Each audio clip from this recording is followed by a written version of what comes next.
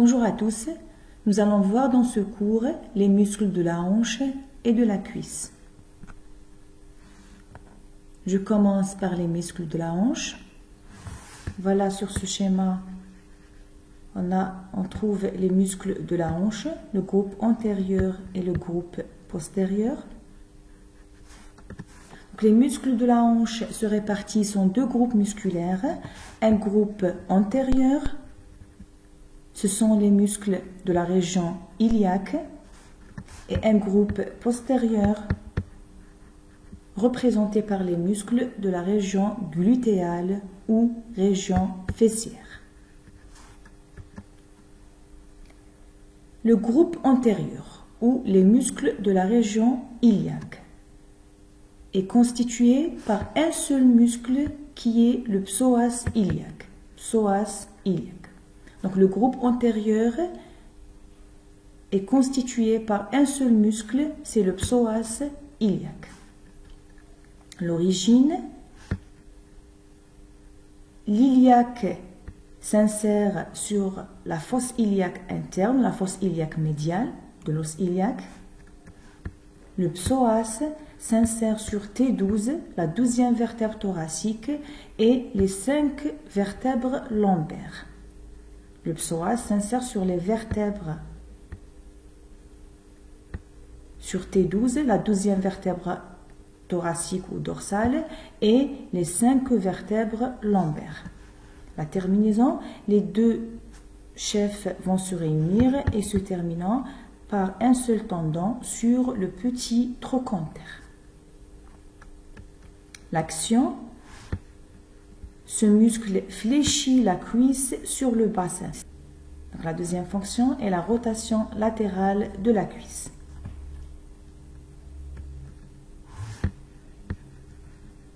C'est un fléchisseur de la colonne vertébrale sur le bassin. Si on prend point d'appui sur le fémur, lorsqu'il se contracte ce muscle, il fléchit la colonne vertébrale sur le bassin. L'innervation est assurée par le plexus lombaire. Les muscles de la région glutéale, le groupe postérieur, ils se répartissent en deux groupes musculaires, groupe des muscles glutéaux et tenseurs du fascia lata, et le groupe des muscles pelvi-trochantériens. Les muscles glutéaux, ou les muscles fessiers, le petit fessier, le moyen fessier et le grand fessier, c'est les muscles qui forment la région fessière. Donc, ils sont disposés en 3 plans, plan profond, plan moyen et plan superficiel. Donc, le plan profond contient le muscle petit glutéal ou petit fessier. Le plan moyen contient le muscle moyen glutéal ou moyen fessier. Et le groupe superficiel comprend le muscle grand glutéal ou grand fessier. Le muscle le plus profond, le petit fessier, le petit glutéal, il s'insère sur la fosse iliaque latérale, la fosse iliaque externe, la fosse iliaque latérale de l'os iliaque, au-dessous et en avant de la ligne glutéale antérieure. Dans la fosse iliaque externe, on a deux lignes glutéales, antérieure et postérieure. Antérieure et postérieure. Le petit glutéal s'insère au-dessous et en avant, de la ligne glutéale antérieure. La terminaison, il se termine sur le grand trochanter, sur la face antérieure du grand trochanter. Ce schéma est une vue postérieure de la partie inférieure du rachis et de l'os iliaque et du fémur. Le rôle, c'est un abducteur de la cuisse. Lorsqu'il se contracte, il tire le fémur en dehors. Donc, c'est un abducteur de la cuisse. Il est innervé par le nerf glutéal supérieur. Deuxième plan, le muscle moyen glutéal ou moyen fessier. Il s'insère toujours sur la fosse iliaque latérale, mais entre les deux lignes glutéales postérieures et antérieures. Donc, entre les deux lignes antérieures et postérieures s'insère le muscle moyen glutéal. Il se termine sur le grand trochanter aussi, comme le petit glutéal, mais exactement sur sa face latérale. Il se termine sur la face latérale du grand trochanter. Son rôle est un abducteur de la cuisse. C'est un abducteur de la cuisse aussi. Il est innervé par le nerf glutéal supérieur. Le plan le plus superficiel est formé par le muscle grand glutéal ou grand fessier. L'origine, il s'insère sur la fosse iliaque latérale, en arrière de la ligne glutéale postérieure, sur la crête iliaque. La crête iliaque, c'est le bord supérieur de l'os iliaque, est appelé aussi crête iliaque, mais pas toute la crête sur son 1/5 postérieur. Sur le 1/5 postérieur de la crête iliaque ou le 1/5 postérieur du bord supérieur de l'os iliaque. Il s'insère aussi sur le sacrum et sur le coccyx. La terminaison, ce muscle se termine sur la crête du grand fessier, qui est la branche externe de la trifurcation de la ligne âpre. Le bord postérieur du fémur est appelé encore ligne âpre. Ce bord est formé au milieu par deux lèvres, lèvre latérale et lèvre médiale. Cette ligne, ce bord, il se trifurque en haut, c'est-à-dire il donne trois branches, externes, moyenne et interne. Il se bifurque en bas. Donc le grand fessier ou le grand glutéal se termine sur la branche externe de la trifurcation de la ligne âpre. La branche externe de la trifurcation du bord postérieur du fémur, et il se termine aussi sur le tractus iliotibial. Le tractus iliotibial est une bande fibreuse tendue entre l'os iliaque et le tibia. On va le détailler après. Son rôle, lorsqu'il se contracte, le muscle grand fessier assure l'extension de la cuisse et la rotation latérale. Donc c'est un extenseur de la cuisse et rotateur latéral de la cuisse. La deuxième, il a une autre fonction aussi, il redresse le bassin. Si on prend point d'appui sur le fémur, lorsqu'il se contracte ce muscle, il redresse le bassin. Il rend le bassin droit. Il est innervé par le nerf glutéal inférieur. Donc si on récapitule pour les muscles fessiers, ils s'insèrent tous sur la fosse iliaque latérale. Sur la fosse iliaque latérale, on a deux lignes glutéales, antérieure et postérieure. Le petit fessier, il s'insère au-dessous et en avant de la ligne glutéale antérieure. Le moyen, il s'insère entre les deux lignes glutéales antérieure et postérieure. Le grand fessier s'insère en arrière de la ligne glutéale postérieure. Toujours le groupe des muscles glutéaux. Les muscles glutéaux sont délimités ou limités en dehors par un muscle qu'on appelle le muscle tenseur du fascia lata. Celui-là. Muscle tenseur du fascia lata. Ça, c'est le fascia lata. Ou le tractus iliotibial. Tractus iliotibial sur lequel se termine le grand fessier. Ça, c'est le grand fessier. Regardez, la région fessière ou la région glutéale est limitée en dehors par ce muscle qui est le muscle tenseur du fascia lata. Le voilà. Il limite latéralement la région fessière. Il limite latéralement la région fessière. On dit que la région fessière est limitée latéralement par le muscle tenseur du fascia lata. L'origine, il s'insère sur l'épine iliaque antéro-supérieure et la crête iliaque. Il se termine sur le tractus iliotibial. Voilà le tractus iliotibial qui est une bande fibreuse tendue entre l'os iliaque et le tibia. Iliotibial. Voilà, il se termine sur ce tractus. Ce tractus iliotibial se termine sur la tuberosité latérale du tibia, exactement sur le tubercule de Gerdy. Le tubercule de Gerdy. Donc le muscle tenseur du fascia lata, c'est celui-là. Il a une origine sur l'épine iliaque antéro-supérieure et sur la crête iliaque, et il se termine sur le tractus iliotibial ou le fascia lata. Le tractus iliotibial se termine sur le tubercule de Gerdy, sur la tubérosité latérale du tibia. Le rôle, ce muscle assure, donc c'est un tenseur du tractus iliotibial. Il tend le tractus iliotibial et c'est un extenseur accessoire de la jambe. Il assure aussi l'extension de la jambe sur la cuisse. Il est innervé par le nerf glutéal supérieur.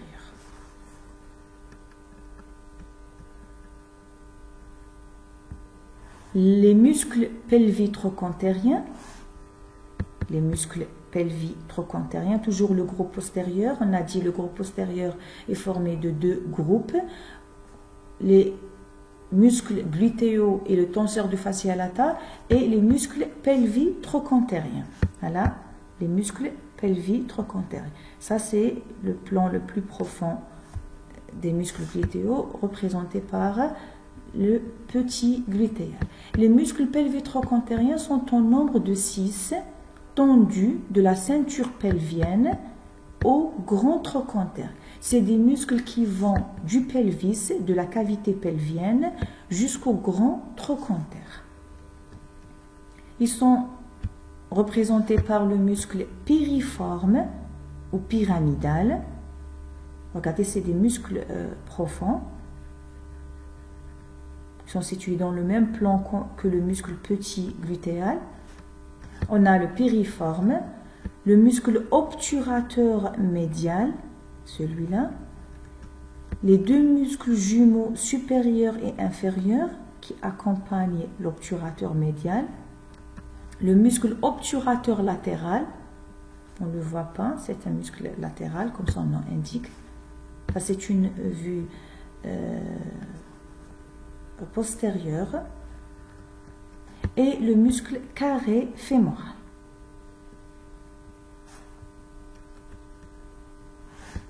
La fonction principale de tous ces muscles est la rotation de la cuisse. On va commencer muscle par muscle. Le muscle piriforme, l'origine c'est le sacrum, la terminaison c'est le grand trochanter. Tous les muscles pelvitrochantériens se terminent sur le grand trochanter. Pelvis, du pelvis, trochanter jusqu'au grand trochanter. Le rôle, c'est un rotateur latéral de la cuisse. Il est innervé par le nerf du pyramidal qui vient du plexus sacré. Le muscle obturateur médial, c'est celui-là. L'origine, il s'insère sur la face médiale du cadre osseux du foramen obturé et de la membrane obturatrice. On a ici le trou obturateur.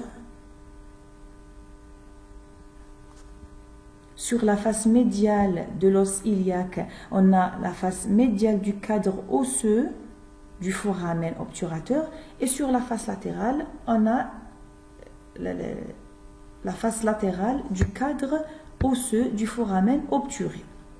ou du foramen obturateur. Ce foramen, bien sûr, il est recouvert ou tapissé par une membrane qu'on appelle la membrane obturatrice. Donc le muscle obturateur interne s'insère sur la face médiale du cadre osseux, c'est-à-dire le cadre qui entoure le trou obturateur, et sur la face médiale de la membrane obturatrice. Il se termine sur le grand trochanter, sur sa face médiale, la face médiale du grand trochanter. Il assure la rotation latérale de la cuisse. Il est innervé par le nerf de l'obturateur interne et du jumeau supérieur. Donc le muscle obturateur interne et le jumeau supérieur sont innervés par un muscle qui est appelé, par un nerf, pardon, qui est le nerf de l'obturateur interne et du jumeau supérieur. Ce nerf vient du plexus sacré. Les muscles jumeaux supérieurs et inférieurs, les jumeaux supérieurs et inférieurs, on les trouve en haut et en bas par rapport au muscle obturateur interne. Voilà le trou obturé et voilà le cadre osseux du trou obturé, sa face médiale. Donc l'origine, le jumeau supérieur, il s'insère, comme vous voyez, sur l'épine ischiatique. Le jumeau inférieur s'insère sur la tuberosité ischiatique. Ils se terminent chacun sur le grand trochanter. Ils se terminent sur le grand trochanter. Ce sont des rotateurs latéraux de la cuisse. Entre les deux, on a le muscle obturateur médial ou obturateur interne. L'innervation, le jumeau supérieur est innervé comme l'obturateur médial par le nerf de l'obturateur interne du jumeau supérieur. Le jumeau inférieur est innervé par le nerf du jumeau inférieur et du carré fémoral. Les deux nerfs proviennent du plexus sacré.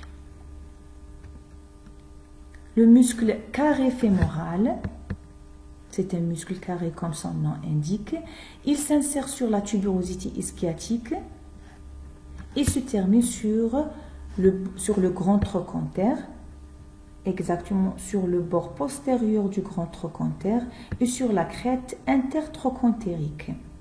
La crête ou la ligne qui relie les deux le grand et le petit trochanter. C'est un rotateur latéral de la cuisse aussi, comme les autres. Il est innervé par le nerf du jumeau inférieur et du carré fémoral qui provient du plexus sacré. Le muscle obturateur latéral, il s'insère sur la face latérale du cadre osseux, du foramen obturé et la face latérale de la membrane obturatrice. Il se termine sur le grand trochanter, exactement sur la fossette digitale. La fossette digitale, c'est une fossette qui se trouve au niveau de la face médiale du grand trochanter. C'est un rotateur latéral de la cuisse. L'innervation est assurée par le nerf obturateur qui est une branche collatérale du plexus lombaire.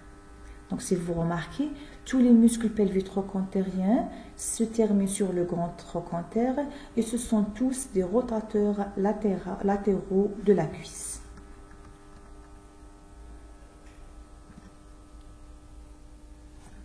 Voilà pour les muscles de la hanche. On passe, avant d'entamer les muscles de la cuisse, on a une pratique clinique, l'injection intramusculaire, l'injection l'IM ou l'injection intramusculaire dans la région glutéale. Voilà la région fessière qui est formée par les muscles fessiers, les muscles glutéaux, le profond, le moyen et le superficiel. Lorsqu'on pratique une injection musculaire, on doit éviter le nerf sciatique, le nerf grand sciatique. Voilà son trajet. Toujours, on divise la fesse ou la région glutéale en 4 quadrants et on injecte dans le quadrant supéro-externe. Le quadrant supéro-externe, on injecte dans le muscle intramusculaire, dans le muscle, les muscles fessiers, dans le quadrant supéro-externe. Pourquoi? Pour éviter, afin d'éviter le nerf grand sciatique.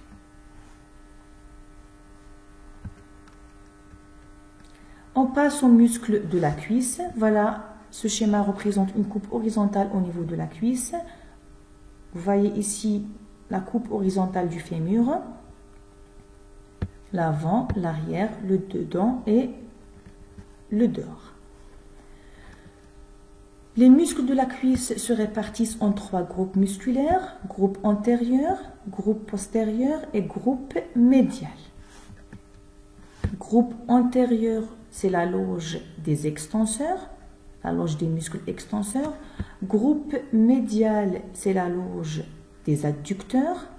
Et groupe postérieur, c'est la loge des muscles fléchisseurs. Donc, extenseur en avant, fléchisseur en arrière et adducteur en dedans.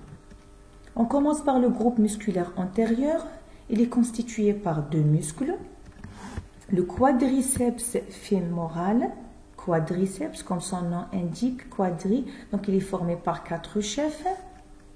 Et le muscle sartorius ou muscle couturier. Sartorius ou couturier. Le muscle quadriceps fémoral, il est formé par 4 chefs, quadriceps, donc 4 chefs. L'origine, donc on a 4 chefs. On a le premier chef, c'est le droit fémoral ou le droit antérieur, celui-là. Il a 3 insertions. Il s'insère par 3 tendons. Un tendon direct sur l'épine iliaque antéro-inférieure. Un tendon réfléchi sur le sillon acétabulaire, le sillon qui est au-dessus de l'acétabulum, et un tendon récurrent sur la ligne intertrochantérique, la ligne qui relie les 2 trochantères, le grand et le petit trochantère. Deuxième chef, c'est le vaste médial, le vaste intermédiaire. Le vaste intermédiaire ou le muscle crural. Ce chef s'insère sur la face antérieure et postérolatérale du fémur. Le vaste intermédiaire s'insère sur la face antérieure et postérolatérale du fémur. Le fémur, dans le fémur, on trouve 3 faces, une face antérieure et 2 faces postérieures, postérolatérale et postéromédiale. Donc le vaste intermédiaire s'insère sur la face postérolatérale et sur la face antérieure du fémur. Le vaste médial, numéro 3, du côté médial bien sûr, il s'insère sur la ligne âpre, sur le bord postérieur du fémur, mais exactement sur sa lèvre médiale. Au milieu, on a dit que la ligne âpre comprend 2 lèvres, lèvre médiale et lèvre latérale. Donc le vaste médial s'insère sur la lèvre médiale de la ligne âpre. Le vaste latéral, il s'insère sur la lèvre latérale de la ligne âpre. La terminaison, les 4 chefs vont se réunir et se terminent par un seul tendon, le tendon quadricipital, sur la base de la patella. Les 4 chefs vont se terminer par un seul tendon, représenté par le tendon quadricipital, sur la base de la patella, ou la base de la rotule.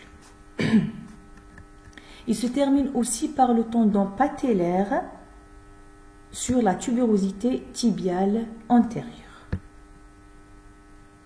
Il se termine aussi sur la tuberosité tibiale antérieure par le tendon patellaire. Le rôle, c'est un extenseur de la jambe sur la cuisse. Le quadriceps fémoral assure l'extension de la jambe sur la cuisse. Lorsqu'il se contracte, il tire la jambe en avant, donc, et c'est un extenseur de la jambe sur la cuisse ou extenseur du genou. Il assure aussi la flexion de la cuisse sur le bassin. Il assure la flexion, c'est un fléchisseur de la cuisse sur le bassin, ou on dit c'est un fléchisseur de la hanche. Il est innervé par le nerf fémoral. Toujours le groupe antérieur des muscles de la cuisse. Le deuxième muscle, c'est le muscle sartorius ou le muscle couturier. Il s'insère sur l'épine iliaque antéro-supérieure et se termine sur la partie supérieure de la face médiale du tibia. La face médiale du tibia, elle est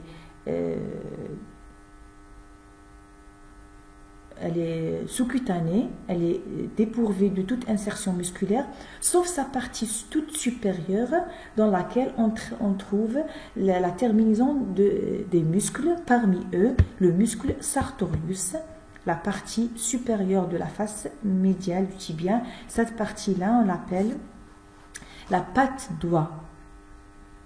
Les muscles, on appelle ce muscle, c'est parmi les muscles de la patte doigt. Vous allez mieux comprendre lorsqu'on avancera dans le cours.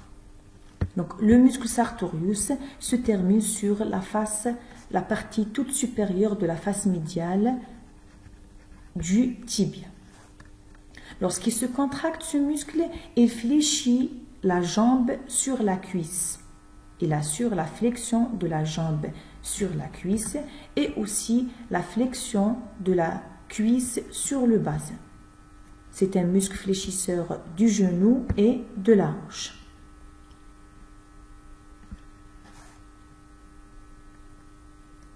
On l'a appelé muscle couturier par rapport à la position du muscle, par rapport à la position du couturier lorsqu'il est en train de coudre. Il fléchit la jambe sur la cuisse et il fléchit aussi la cuisse sur le bassin.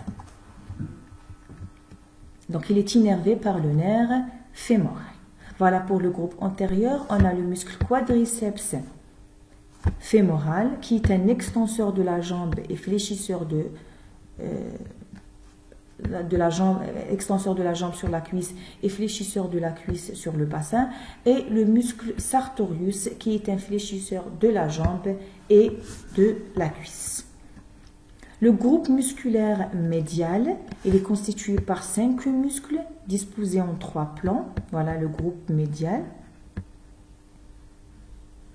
Ça, c'est le muscle psoas iliaque.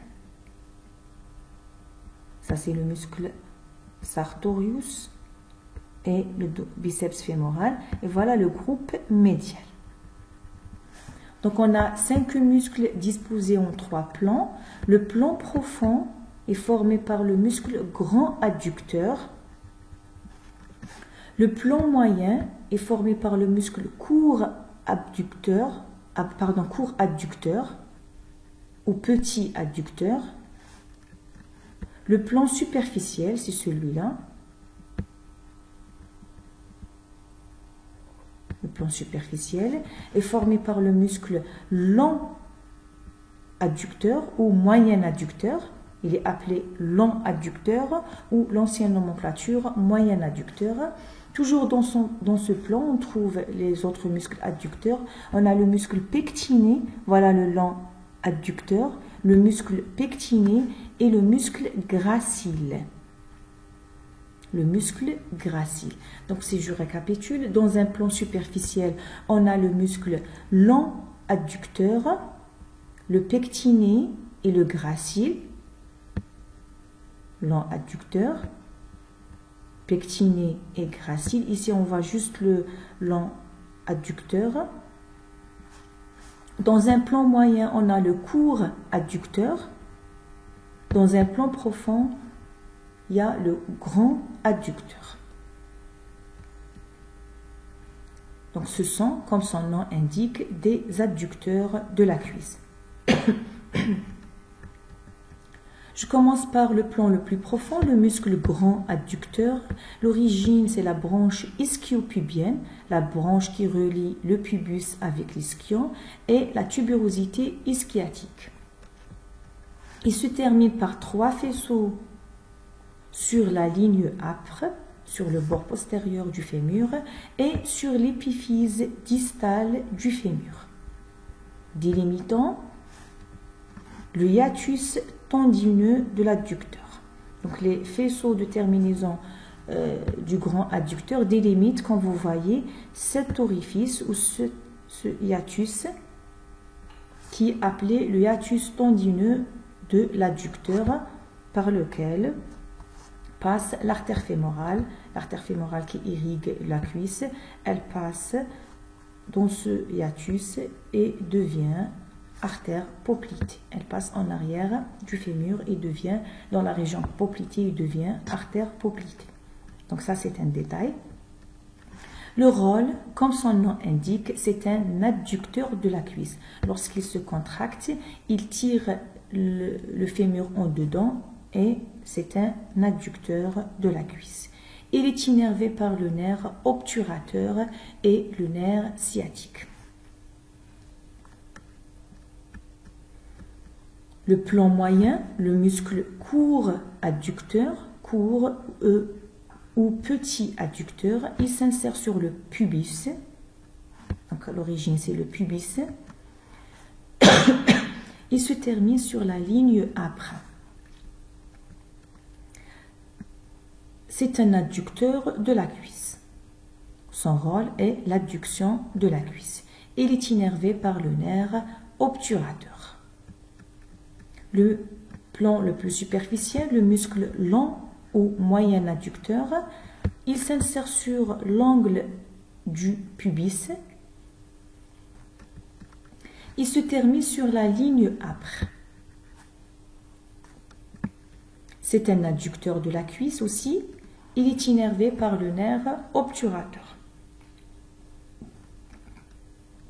Donc le court et le long adducteur, les deux s'insèrent sur le pubis et se terminent sur la ligne âpre. Le court est situé dans un plan moyen et le long adducteur est situé dans le plan superficiel.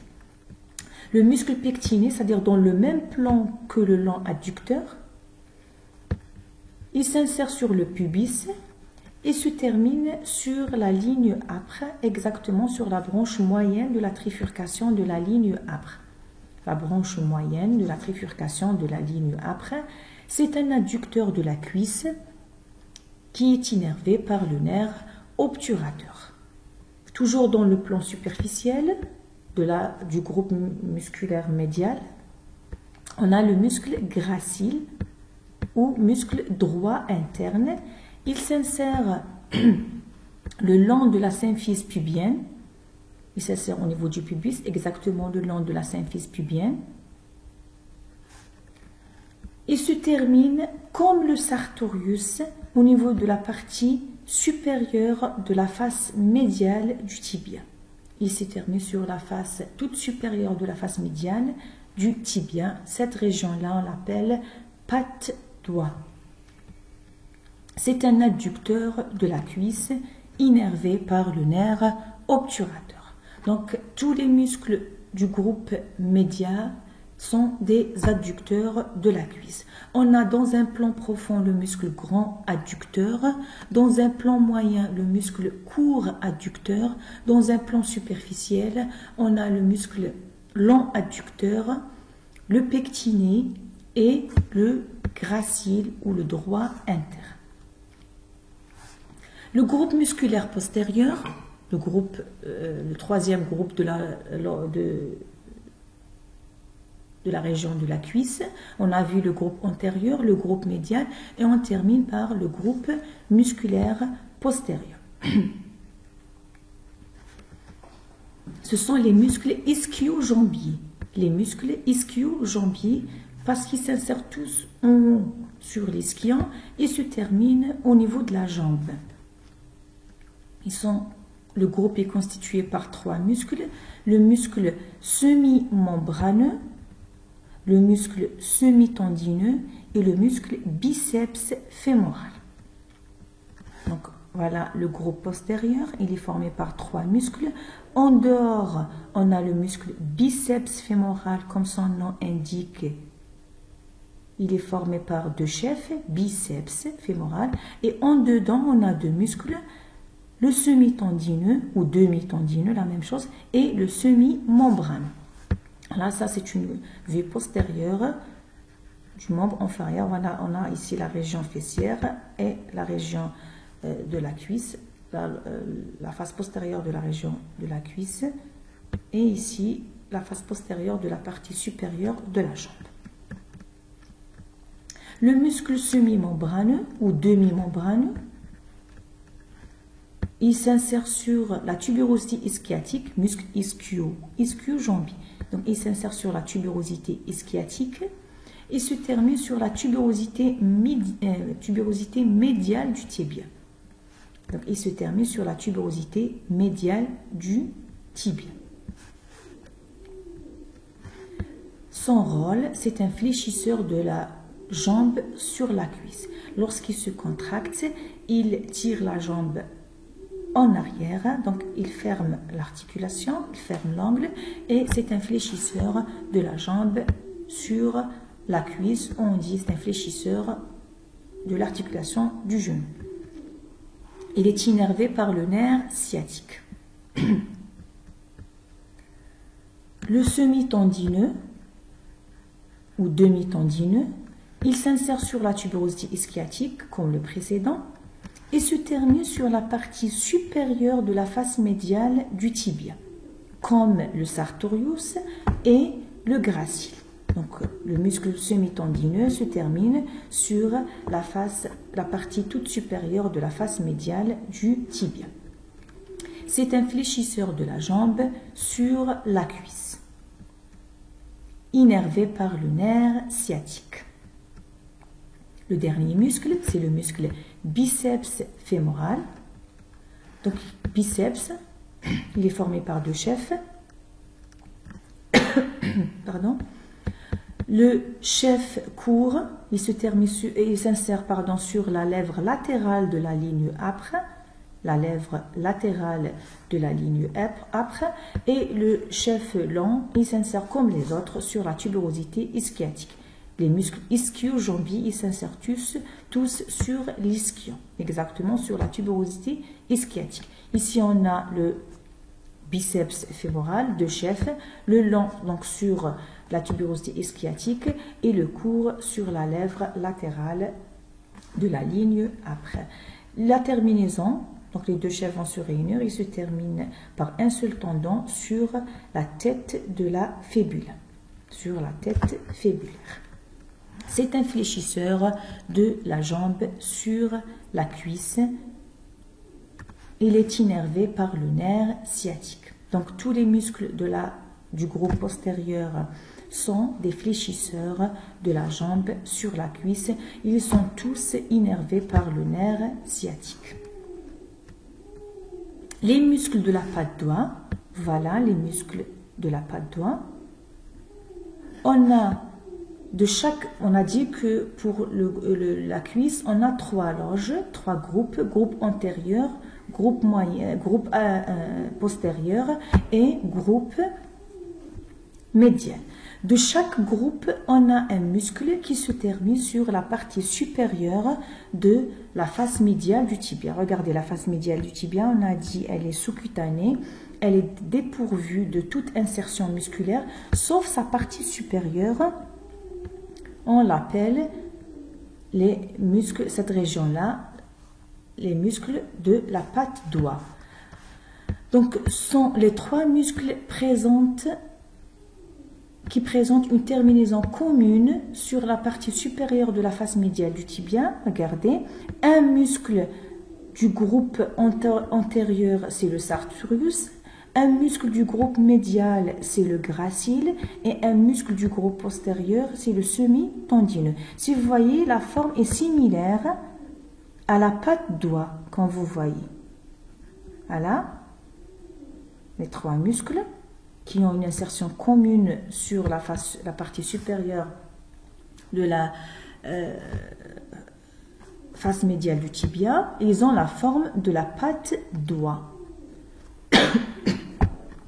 Voilà en ce qui concerne les muscles de la hanche et de la cuisse. Je vous remercie.